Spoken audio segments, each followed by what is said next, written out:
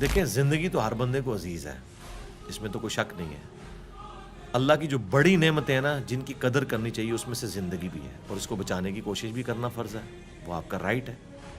اور اللہ نے اس زندگی کی محبت بھی آپ کے دل میں ڈال دی ہے. لیکن ایک بات میں آپ کو بتا دوں،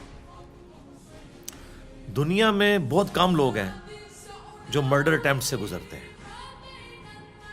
لیکن یہ ایک ایسا ایکسپیرینس اللہ نے رکھا ہے کہ اس کے بعد جو آپ کے ایمان کی کیفیت یہ ہوتی ہے نا، اگر آپ اس کو پازیٹیولی لیں کہ اللہ تعالی نے وقت مقرر کیا اس سے پہلے کوئی نہیں لا سکتا. آپ نہتے بھی ہو نا، آپ کے ساتھ کوئی کچھ نہیں کر سکتا. جو اللہ نے آپ کو زندگی مقرر کی ہوئی ہے وہ پوری ہو کے رہنی ہے. یہ ایک ہے.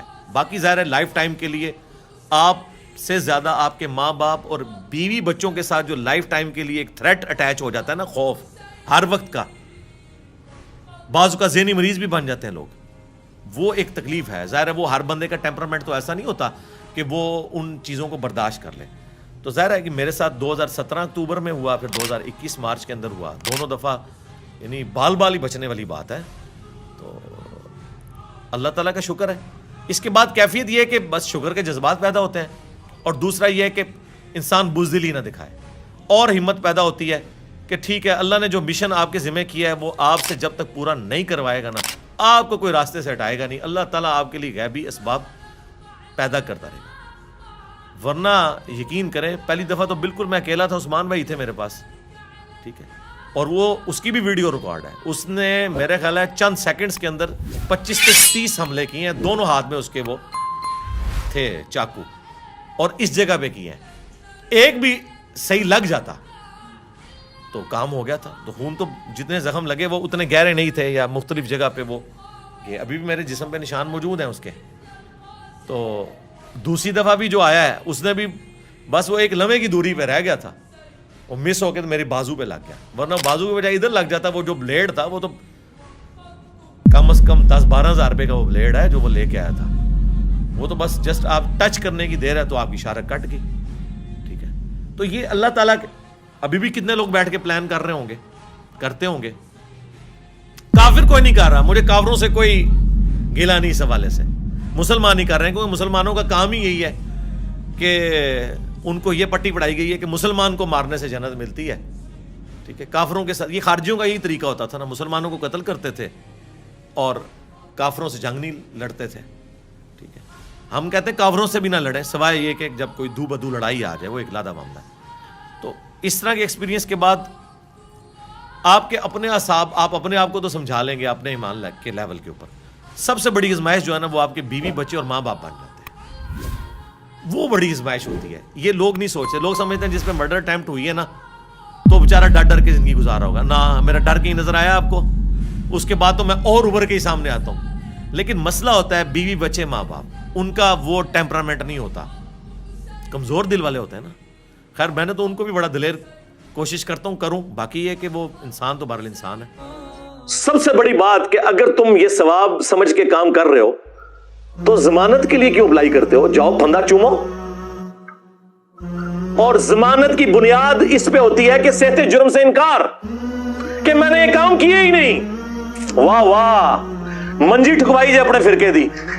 تینوں بندیاں نے، تینوں نے صحت جرم سے انکار کیا کہ ہم نے یہ کیے ہی نہیں ہے. اور سینکڑوں لوگوں کی موجودگی میں سب کچھ ہوا انکار.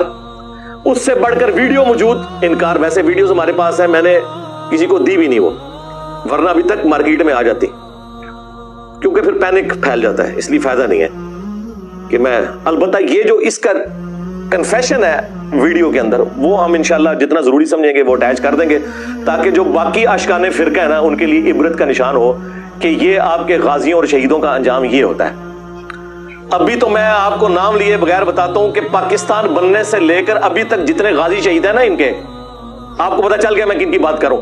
ساروں نے رحم کی اپیلیں کی ہوئی ہیں وقت کے حکمرانوں کے آگے، اور آپ کو یہ کہانیاں کرائی ہیں کہ ٹھنڈا چوم لیا تھا، اور ڈاکومنٹڈ ہیں یہ. بس ظاہر ہے اللہ کے بندو، اگر 1000 سال پرانے بابے اپنے کلمے پڑھوانے والے نکل آئے ہیں، احتشائی کوئی نہیں، یہ تو انہوں نے مننے والے نے. تو یہ بھی اتنے ہی گئے گزرے ہوں گے جتنے وہ پرانے تھے.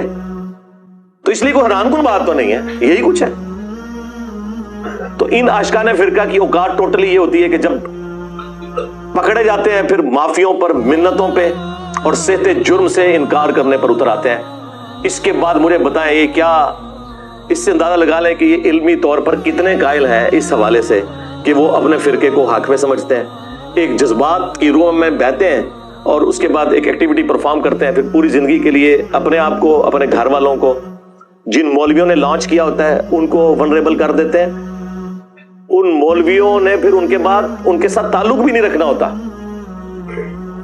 کیونکہ اگر وہ ہینڈلرز اور سہولت کار پکڑے گئے تو پھر تو ایک پوری چین شروع ہو جائے گی, لہٰذا وہ ان کے ساتھ انکار کر دیتے ہیں. جو ہمارے مدارس کے اندر جس قسم کی تعلیمات پڑھائی جاتی ہیں اللہ ماشاء اللہ اچھے بھی ہیں, لیکن زیادہ تر جذباتیت ہی سکھائی جاتی ہے. اس کا عکس آپ کو اس کی گفتگو میں نظر آئے گا, کیونکہ وہ بھی ایک بریلوی مکتب کے مدرسے میں تعلیم حاصل کر رہا تھا اور وہاں پر ظاہر ہے کہ مجھے یہ انڈر ڈسکشن لایا جاتا ہے. دنیا میں کوئی مسجد مدرسہ نہیں جہاں مجھے انڈر ڈسکشن نہ لایا جائے. ظاہر ہے جب صدیوں کی امپائرز اکھڑ گئی ہوں تو مجھے ہی ڈسکس کرنا چاہیے. اب ایون انہوں نے آپس میں بھی ایک دوسرے کو ڈسکس کرنا چھوڑ دیا ہے, مجھے ہی انڈر ڈسکشن لائے ہوئے ہیں. اچھی بات ہے, ہمیں تو اس سے کوئی مسئلہ نہیں ہے. ہم تو کہتے ہیں ہر گلی میں, ہر مسجد میں, ہر جمعے کے خطبے میں ہمیں ڈسکس کریں تاکہ اگر کوئی اکا دکا بندے بچ گئے ہیں تو انہیں بھی پتہ چل جائے. ہاں لوگ تو اس طرح کی چیزوں سے پریشان ہوتے ہیں اور ہم ہوتے ہیں خوش الحمدللہ. تو وہ کورس کے اندر کیا کچھ پڑھایا جاتا ہے, جو کچھ اس نے ورڈنگ لکھی ہوئی ہے وہی کوئی یہ گستاخ رسول, گستاخ صحابہ, قادیانی. لیکن چونکہ اب اسپیسیفکلی یہ تینوں کے تینوں اٹیمپٹس جو ہیں وہ بریلوی مکتب کی طرف سے ہوئے ہیں, تو اس لیے ان کو انڈر ڈسکشن تو لایا جائے گا کہ ان کی تعلیمات میں کہیں اس طرح کا معاملہ اس لیول کا خراب ہوا ہے کہ اسے انہیں ریوزٹ کرنے کی, ریویو کرنے کی ضرورت ہے کہ وہ کیا تعلیمات سکھا رہے ہیں. اس طرح کی تحریریں لکھوانا اسٹوڈنٹس کو اور انہیں موٹیویٹ کرنا کہ تم اس طرح کی ایکٹیویٹیز پرفارم کرو, یہ ان لوگوں کی شکست کا اعلان ہے کہ ہمارے پاس علمی دلائل تو ختم ہو گئے ہیں, ہمارے پلے کوئی شے نہیں رہی ہے, لہٰذا اب ہم نے ایکسٹرا جوڈیشل ایکٹیویٹی پرفارم کر کے اپنے مقاصد کو حاصل کرنا ہے, کیونکہ ہمارے پاس قرآن و سنت کے دلائل ختم ہو چکے ہیں. اور یہی ان کا سب سے بڑا ایک سمجھ لیں دکھ ہے, غم ہے, جو قیامت کی صبح تک ان کے ساتھ رہے گا, ان کی قبر تک ان کا پیچھا کرے گا. یعنی اگر آپ مجھ سے پوچھیں نا تو سوائے اس بات کے کہ اللہ ایک ہے, نبی صلی اللہ علیہ وآلہ وسلم آخری پیغمبر ہے اور قرآن محفوظ ہے, ان تین باتوں کے علاوہ اللہ کے فضل سے تقریباً ساری باتیں ہی سارے فرقوں کی غلط ہیں کسی نہ کسی درجے میں. آپ ان کو ڈیپ ڈگ کرنا شروع کر دیں تو بس موٹو اسی لیے لوگ کہتے ہیں جنہیں صاحب اختلافات, بھائی مجھے بتائیں اتفاق ہے کس بات کے اوپر ہے؟ ساری کی ساری باتیں ہی اختلافی ہیں, تو اختلافات تو ڈسکس ہوں گے, یہ کام تو کسی نے کرنا ہے. اور دنیا میں چینج آپ دیکھ رہے ہیں کہ اسی وجہ سے آئی ہے, اللہ کے فضل سے. جو صدیوں سے کوششیں ہو رہی تھی اتحاد امت کی وہ نہیں ہو سکی, اس پلیٹ فارم کی برکت سے ایسا اتحاد امت ہوا ہے کہ سارے فرقے, ان کی پبلک اپنے فرقوں اور بزرگوں کو چھوڑ کر نبی الاسلام کے ساتھ اٹیچ ہو گئے, اور جو مخالفین تھے وہ آپس میں اکٹھے ہو گئے, دونوں طرف اتحاد امت ہو گیا. ایسا اتحاد امت کبھی تاریخ نے دیکھا تھا؟ کبھی بھی نہیں. تو یہ اللہ تعالیٰ کی بڑی خاص کرم نوازی ہے اس حوالے سے, اس میں ہم اللہ ہی کا شکر ادا کرتے ہیں. تمام فرقے آپس کے اختلافات کو چھوڑ کر میرے خلاف کلپ بنا رہے ہیں. چلیں ہم اس کلپ کو درست بھی سمجھ لیتے ہیں. اگر آپ کوئی علمی رد کرتے ہیں, چھوٹی چھوٹی کلپنیاں کاٹتے ہیں اور ان کا مفہوم وہ بیان کرتے ہیں جو وہ بیان کر کے اپنی عوام کو اکسا سکتے ہیں, تو آپ کیا سمجھتے ہیں اس سے میں ڈر جاؤں گا؟ نا چھڑ دو. آلے تک نہیں تو پتا لگا جتنا منو چونڈی ماری جائے میں اتنا ہی لمحہ پا لیا تو پھر کہہ رہا ہوں. ہاں سیدھی سی بات ہے.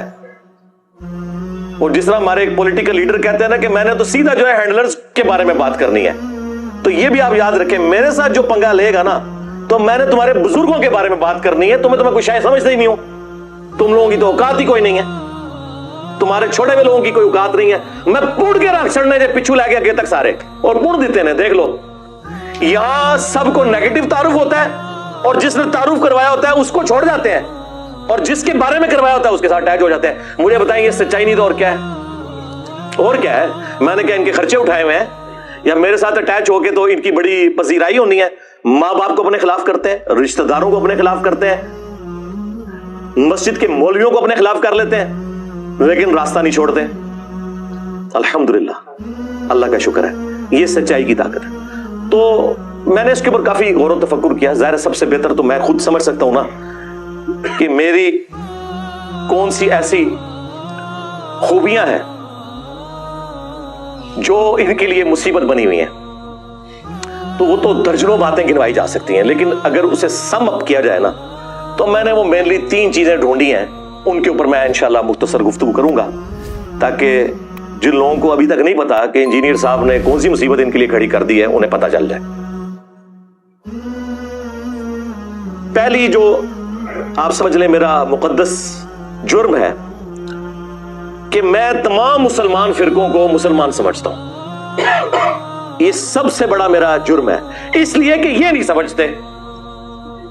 اب اس کے اوپر میں تفصیلی گفتگو بعد میں کروں گا.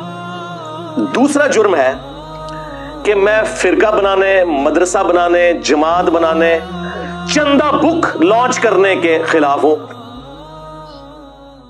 اب یہ ساری کی ساری باتیں انہیں سوٹ نہیں کرتی, کیونکہ ان سب کی دمیں کٹی ہوئی ہیں. یہ سب یہی کچھ کرتے ہیں, اور جس بلی کی دم کٹی ہو اس کی خواہش ہوتی ہے کہ باقی ساری بلیوں کی دم بھی کٹ جائے, تاکہ وہ نمایاں نہ ہو کہ یہ دم کٹی بلی جا رہی ہے. اے بندہ جڑا جا رہا ہے جنا V8 اے نے جناب وہ فلانے کو اتنا چندہ لیا سی جتے کھا گیا جائے, مدرسہ اتھے کھلوتے آ جائے, اور اس نے اپنے اوپر لگا لیا, مدرسہ وہیں کھڑا ہے اور اس نے سارا پیسہ اپنے اوپر لگا لیا ہے. اور تیسرا مقدس جرم جو ہے, جو سب سے بڑا ہے, جو ہماری دعوت کی بنیاد ہے, وہ ہے خاموشی کا بائیکاٹ. بالکل. آپ پوچھیں گے کہ یہ جو بات تم نے ممبر سے بیان کی ہے یہ کہاں لکھی ہوئی ہے؟ دین اس شخصیت پہ نازل ہوا ہے جس کی قبر مدینے میں ہے صلی اللہ علیہ وآلہ وسلم. ہمیں تم نے یہ بتانا ہے کہ انہوں نے کیا فرمایا. یہ ہے اصل جو تیسرا سب سے بڑا جرم.